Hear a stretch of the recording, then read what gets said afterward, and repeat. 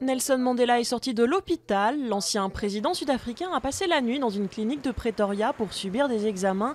Il est rentré chez lui et il va bien, ont annoncé les autorités.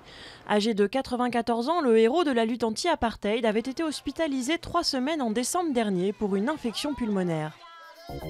Shimon Peres est en France. Le président israélien a livré un plaidoyer pour la paix entre les peuples et les religions devant une vingtaine d'imams.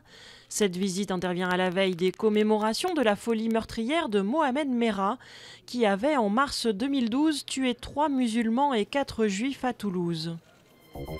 La riposte du régime syrien n'a pas tardé.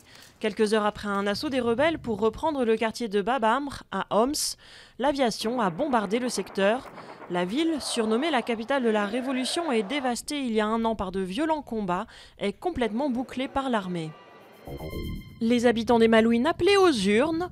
Pour la première fois de leur histoire, ils doivent dire si oui ou non ils veulent rester un territoire britannique.